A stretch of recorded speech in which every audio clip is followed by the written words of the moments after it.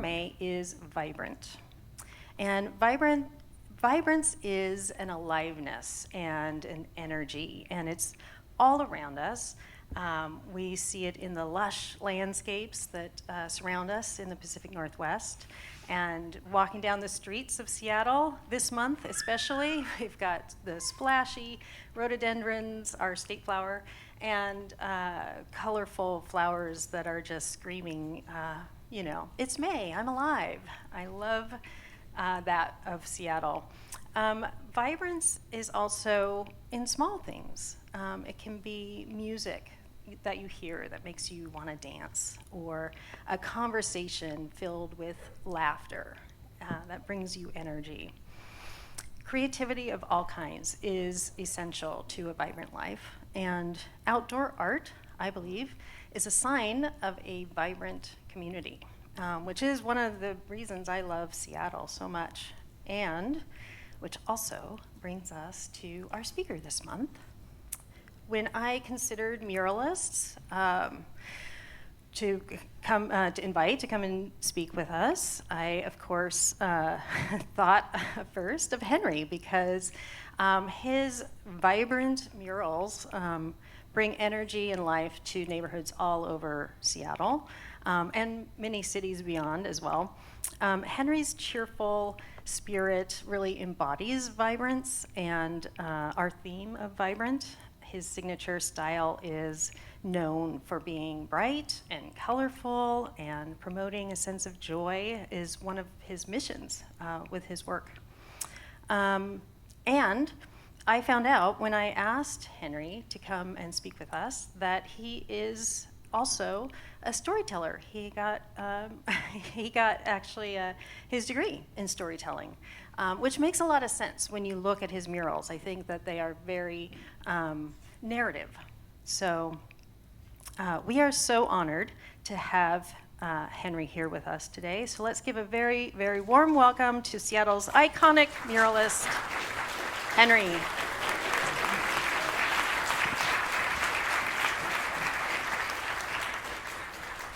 So the first vehicle I ever lived in was a Subaru station wagon. I was 22 years old and I was working at summer camp. And the summer camp I was working at didn't pay me enough to pay my rent. So I decided to live in my vehicle. And so between work sessions, I would drive my car out in the woods and camp in my car, and I'd take the belongings out of my car and put them on the roof and sleep inside of it. And I just really enjoyed that summer. I thought it was awesome. And the second vehicle I lived in was a Ford van. And this thing was a rust bucket. It came down from Alaska, and I bought it for like $500. And it had holes in it. It was rusting out. And I built a bed, put it in the back of it, and put a little reading chair in it. And the reason I decided to live in that van is I wanted to save money. And I went and traveled with my little brother. We went to India, Nepal, and Thailand. And I was able to just say, live in a vehicle, work a couple jobs, and save money. And I started realizing that if I cut down on my expenses, I could do cool stuff. And we went and traveled for 4 months. I came back and I lived in that vehicle again. And I lived in it for 6 months, saved money, and then went and traveled in Africa and Southeast Asia. And the next vehicle I lived in was a Toyota pickup. And me and my ex-girlfriend, she wasn't my ex at the time, me and my girlfriend at the time traveled the United States living in this vehicle. We were both social workers. We quit our jobs. We had hardly any money, and we went and saw 38 states living in this vehicle. And I just started really realizing that the level of money I could earn, the best way to do the adventures I wanted was cut my bills down. And the next vehicle I lived in, well, there's kind of a story that leads up to this one. So I was on vacation with my brother, and I was we're riding our four-wheelers, and sorry, I get kind of, this was kind of a hard thing that happened, but I got in a really bad four-wheeler wreck and ended up hurting my spine and got a head injury from it. And I wasn't able to work after that accident for quite a while. And the doctors gave me a script of opiates, and well, I haven't told this story for in front of a group of people, so it's kind of a hard one. But so a doctor gave me a script of opiates and told me he was putting me on opiate therapy, and it was water-soluble morphine, and I was able to get up and start moving. And the plan was that I would be able to utilize my body, and then eventually they would like wean me off of the drugs. But so I got on the opiates and got my body moving, and I wasn't really able to go to work, so I decided to start an art career. And this didn't come out of nowhere. I had done quite a few art shows. I did some coffee shop shows and sold some paintings and stuff like that, and I kind of knew I had something special. And so I decided, okay, I'm going to just start my art career because I'm not able to hold a job. And so I painted 12 paintings and photographed them, and made a little portfolio and brought them around to a bunch of galleries. And I was turned down by pretty much every gallery in town, and I was almost ready to give up, and I went into this last gallery, and I was just kind of at the end of my line, and I showed the guy my portfolio, and he was like, hey, could I hang on to this? And I was like, yeah, I do not. You can hang on to it. And 2 days later, he gave me a phone call and gave me a show. And so I didn't have hardly any money, and I decided I'm just going to go all in with my art career. And I bought a pickup truck for $300, and a friend of mine gave me a camper. And I put the camper on the truck and drove it into Seattle and started my art career living in a vehicle. And it was the kind of the move I knew, I could save money and get my art career going.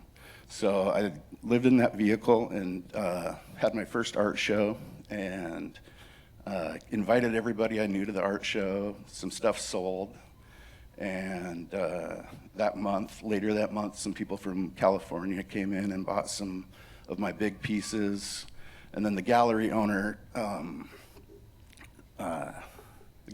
said, I'd really like you to be in the gallery and stay in here. And so I was in that gallery for quite a while. And about 6 months into it,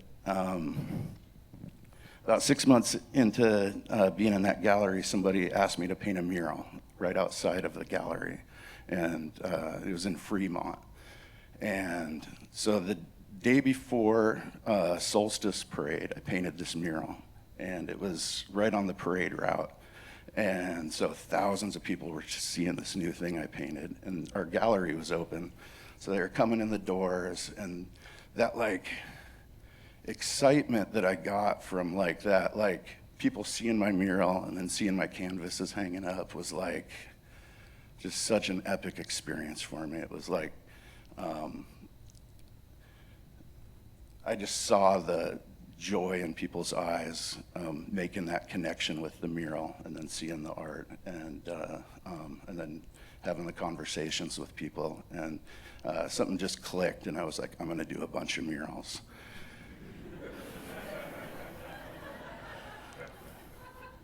Which I have. But so I would drive around and I would look at all these walls, and everywhere I drove there was these walls would just stand out to me, and I was like, God, I could put a mural there, I could put a mural there. Everything, I used to skateboard when I was younger, and everything looked like something to skateboard on, and now everything just looked like something to paint murals on. And I was like, I wonder how I can get these walls. And so I kind of pinned it down to thinking business owners who probably owned the building that they were in would be the easiest to talk to. And so I went and knocked on this mechanic shop who had a really cool wall facing a really busy road, and knocked on his door, went in and told him who I was, told him my selfish motives, and I'd really like to paint a mural for you because I'm selling canvases down the road, and I could really use the advertisement. And he's like, sure, no problem. And then he had a friend in there who said, oh, I have a building too, and it's got even better visibility. And so I painted those two, and then a friend of mine kind of caught wind of it and said, I live on a busy road, you can paint my fence. So I painted his fence, and then I knocked on a couple more doors and got a couple more jobs. And at this time, the neighborhood blogs were like a really big thing. So I was popping up in like the neighborhood blogs, and a reporter wanted to do a story on me for a online journal. And so I did this, my first interview, and he asked me a bunch of questions, and the last question he asked me kind of changed everything for me. He asked me what my goals were, and I didn't have any. I was just making stuff up as I went. But at that time, a light bulb went on and said, come up with a goal. And so I said, my goal is to do 50 murals in the city of Seattle. And he wrote it and published it, and that became the thing. Everybody was into this like 50 mural goal.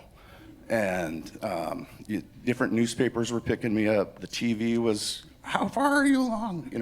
And I got 12 now, and people were just calling me and wanting to help me get to that 50, People were letting me paint their houses, and I was doing a bunch of stuff for trade, painting bars and restaurants and getting food trade, and just doing different things. And so that first year that I was doing murals, I painted 35 murals. I didn't quite hit my goal that first year, but so I did 35 murals by like the end of October, and then things kind of went downhill for me. Kind of a big shift happened. I decided to take myself off of that water-soluble morphine, and I cold turkeyed off of it, and I went into a psychosis and wandered the streets of Seattle. I couldn't sleep for like 3 days, and I was in a completely different realm in my head. And I thought I was gonna transform into a raven at one point. And I walked up onto the Alaska Way Viaduct, and I was standing up on the edge of it, and I was gonna jump off of it and transform into a raven.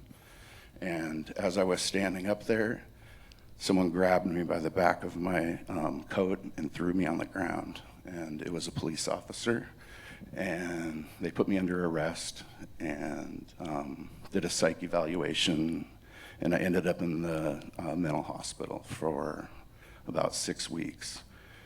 And I was in a completely different world that whole time. I didn't know I was in a psychiatric hospital. I had all these different theories about what was going on. And then the medication they were giving me eventually worked. I came out of my psychosis and ended up getting released to my parents' house. My truck and camper had been towed and demolished and out of the picture, and I was living with my folks. And I was still getting these emails about these 50 murals, though. And have you reached your goal? After I got out of this and I was kind of back, my head was back, and I was opening up my emails and, have you reached your goal? How many are you at, and these things? And I just was like, I gotta get back into Seattle and keep going. And so I bought a van for like $400, and it barely ran. I think it had a blown head gasket. And a friend of mine towed it into Seattle for me. And I lived in that. and I started painting murals again, and I just kept painting murals, and I was having a hard time with pain management though, because I really my back was still messed up, and so I started using opiates again. This time I was using street opiates, and then eventually heroin, and because it was more affordable. And so I started shooting heroin and swapping between heroin and alcohol for pain management, and just so I wouldn't get sick, you know how addiction is. And just that like crazy drive. But I didn't like stop painting or doing my art projects. I was in a coffee shop selling my art out of there. And that became like my main gallery for a while. And all of my money was going back into my drug use. I had reached 50 murals, and I just kept going. And by the third year, I had over 100 murals. And then something like really bad happened, but it ended up like changing my life for the better. I was doing some dope with a friend of mine, and he overdosed, and he didn't die. But I had to call the ambulance, and I was high, and I had to get him outside, and the ambulance and the cops came and all this stuff, and I decided to quit doing heroin. And so, but instead of cold turkey and just off of heroin, I switched to just drinking whiskey. I got a few gallons of whiskey, and just kind of switched my addiction into that so I wouldn't like lose my marbles. And so I did that for a while, and then, and all the while, still painting murals. I had sold my van, and I sold my van for heroin, and was living on the streets, living out of a backpack, painting murals, getting on TV, being in the newspapers, not having any clean clothes, and going into Fred Meyer and borrowing some for a little while. And you know, so I could make TV appearances, and but so I was drinking heavily for a while, and then I got diagnosed with diabetes, and so I decided to quit everything, and I went into a psychosis again, and this time though, a friend of mine found me out in the woods, and he tracked me down, and he knew my spots. He tracked me down and kind of returned me to my family. And over a couple weeks of them dealing with a crazy man, they got me into a psychiatrist and got me on medication. And I came out of my psychosis, and I ended up deciding at that point that I was done with alcohol, done with the dope, and just not going to do that stuff anymore with my life. And but that didn't mean my life just got better. I spent 6 months on my parents' couch, completely depressed, and I just thank God every day for them. You know, they really helped me out. Not everybody has that. And I spent 6 months severely depressed until my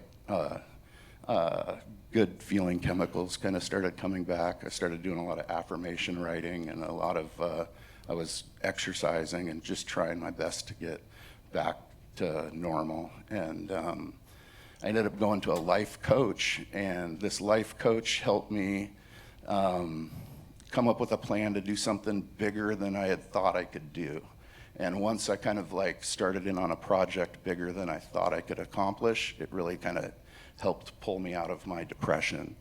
And so I decided to throw a solo show, and I painted 100 paintings, and I secured my own venue, and did all my own advertising. And I threw a show called Meet the Legend, which I don't think I was a legend at the time, but that's where I wanted to be. And so I was setting something bigger and further than I thought possible. And 800 people came to that show, and I ended up selling it out. And so for the first time in my art career, I had a grip of money, and I was sober. And I ended up getting a art studio, and I bought another van, a little bit nicer than the ones I was buying before, and parked it in like a secure area. And I was able to kind of start building my life back up. And during this whole time and all this crisis, I never stopped painting murals. You know, there were like murals I did when I was blacked out, where I'd paint the mural and wake up the next day and go, oh, there's a mural. But I just never stopped that. You know, that was like the one thing that kind of like, there was like a portal that opened up for me, and I wasn't, no matter what, wasn't going to let that portal shut. And since I've done 7 solo shows, and most of them have had over 1,000 people come to them, sold most of the shows out. And this guy right here has bought quite a few of my pieces, has a very big collection, and he's been to most of the shows, and I think all of them, yeah. And so I have some great collectors, and I've done over 550 murals in my art career, and things are going pretty dang good.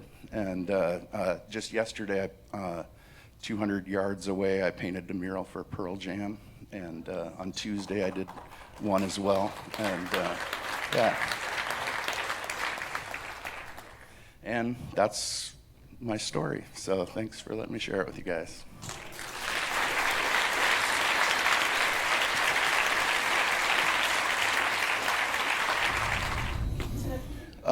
You know, I think in a way all paintings are a self-portrait, at least for me. All my paintings are. They come out of like something I'm going through, or a frame of mind I'm in. I usually paint out of some kind of raw emotion of some sort. I'm a very emotional, vulnerable person, and that's kind of why painting is appealing to me.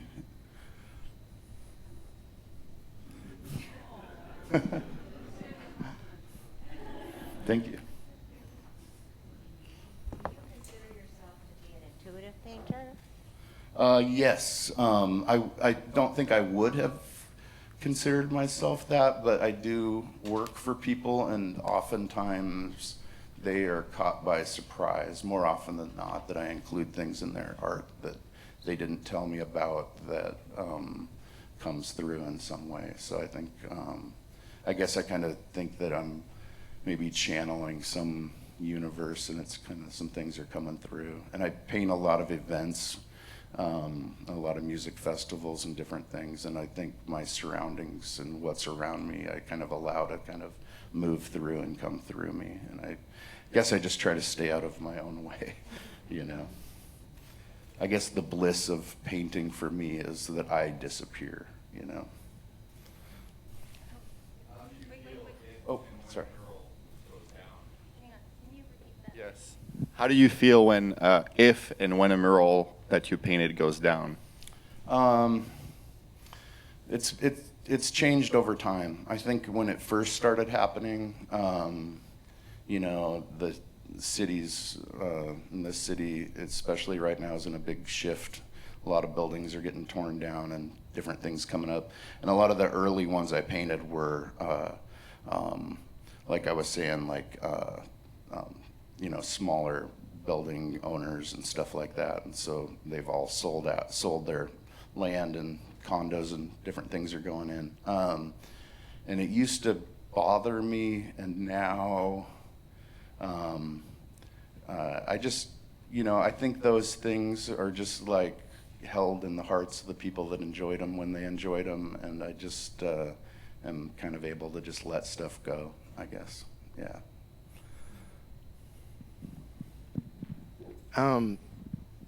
You mentioned at the beginning, when you were getting started, seeing so many walls and being inspired to paint on them. And I think something that comes up all the time, especially during local elections, is the issue, if you will, of graffiti. And I wanted to see whether you had any opinions about how to potentially address that, since, in my opinion, simply painting over the graffiti in effectively creating a new canvas is not particularly helpful or solving the problem. Yeah, I guess I have some opinions around it. I think I would prefer, my background as a kid was in skateboarding, and we were destroying public property with our skateboards, and they built skate parks, and that problem went away. I think they could maybe model something after that and create, because painting's fun, and freedom is fun, and expression is fun, and we need to honor that in our society and maybe create more spaces for it.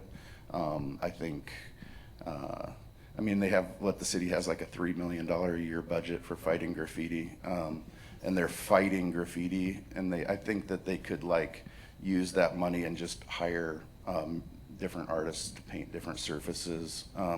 Imagine if the city gave $3 million and paid a bunch of people 10 grand each to put a cool mural up somewhere instead of painting gray. I'm not a city council member or nothing, but I'm telling them what to do.